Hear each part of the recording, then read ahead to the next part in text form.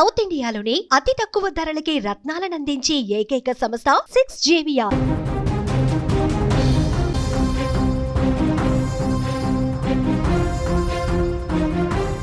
Rajahmundry medico student Priyanka మృతి ఘటన ఇప్పుడు ఏపీ పాలిటిక్స్లో తీవ్ర దుమారం రేపుతోంది. ఈ ఘటనపై మాజీ ముఖ్యమంత్రి వైసీపీ అధినేత వైఎస్ జగన్మోహన్ రెడ్డి ఎక్స్ వేదికగా స్పందిస్తూ సంచలన కామెంట్స్ చేశారు. రాష్ట్రంలో ప్రభుత్వ వ్యవస్థలు, పోలీసు మెషినరీ ఏ స్థాయిలో నిర్వీర్యమైపోయాయో ప్రియాంక మృతి ఘటన మరోసారి రుజువు చేసిందని జగన్ ఆరోపించారు. ముఖ్యంగా ఘటన జరిగిన వెంటనే పోలీసులు వ్యవహరించిన తీరుపై ఆయన తీవ్ర విమర్శలు చేశారు. ఇటీవల రాజమండ్రిలో ఓ షాపింగ్ మాల్ గేటు బయట ఘటన జరిగిన నిందితులు మద్యం మత్తులో ఉన్నట్లు తెలిసిన పోలీసులు వెంటనే సీసీ కెమెరా ఫుటేజ్ను పరిశీలించి ఘటన తీవ్రతకు అనుగుణంగా కేసులు నమోదు చేయలేదని జగన్ ఆరోపించారు. ఒక మెడికల్ పీజీ స్టూడెంట్ ప్రాణాలు కోల్పోయిన ఘటనను సాధారణ రోడ్డు యాక్సిడెంట్గా చిత్రీకరించి నిందితులను కూడా వదిలేసి పోలీసులు చేతులు దులుపుకున్నారని ఆయన మండిపడ్డారు. ఇక్కడే అసలు క్వశ్చన్ మొదలవుతుందని జగన్ అన్నారు.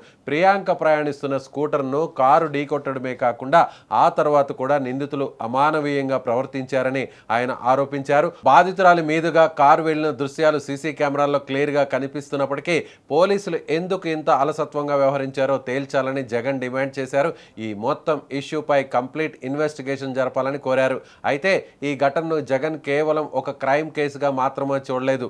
రాష్ట్రంలో పోలీస్ సిస్టమ్ పనితీరుపై కూడా తీవ్ర స్థాయిలో ప్రశ్నలు లేవనెత్తారు. ప్రతిపక్ష నేతలపైన, ప్రభుత్వాన్ని ప్రశ్నించే వారిపైన, ప్రభుత్వ తప్పులను ఎత్తి చూపే వారిపైన రెడ్ బుక్, రాజ్యాంగం పేరుతో చట్టాన్ని చేతుల్లోకి తీసుకుంటున్నారని జగన్ ఆరోపించారు. అదే సమయంలో సామాన్యులకు సంబంధించిన కేసుల్లో మాత్రం లా ప్రకారం వ్యవహరించడంలో ప్రభుత్వం ఫెయిల్ అవుతోందని విమర్శించారు. లేనిది ఉన్నట్టుగా, ఉన్నది లేనట్టుగా చూపిస్తూ ఫేక్ కేసులు పెట్టడం, రాజకీయ వేధింపులు, కక్ష సాధింపుల కోసం పోలీస్ సిస్టమ్ను ఉపయోగించుకోవడం వంటి అంశాలు రాష్ట్రంలో వ్యవస్థల పతనానికి కారణమవుతున్నాయని జగన్ ఆరోపించారు.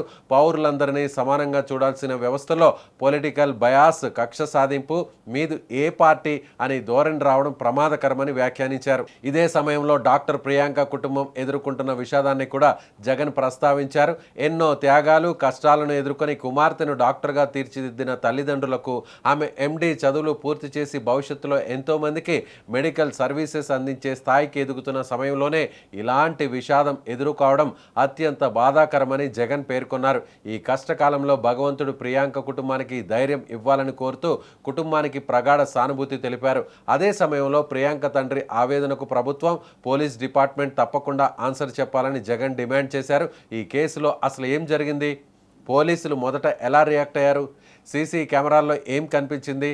నిందితులపై ఎలాంటి కేసులు నమోదు చేశారు అనే అంశాలపై ఫుల్ ఇన్వెస్టిగేషన్ అవసరమని అన్నారు. మరోవైపు రాష్ట్రంలో లిక్కర్ పాలసీ పైన జగన్ తీవ్ర విమర్శలు చేశారు. వీధికి 2 బెల్ట్ షాపులు, ప్రతి కిలోమీటర్కు మద్యం దుకాణాలు, ప్రతి వీధి చివర బార్ అండ్ రెస్టారెంట్లు ఉన్నాయని ఆరోపించారు.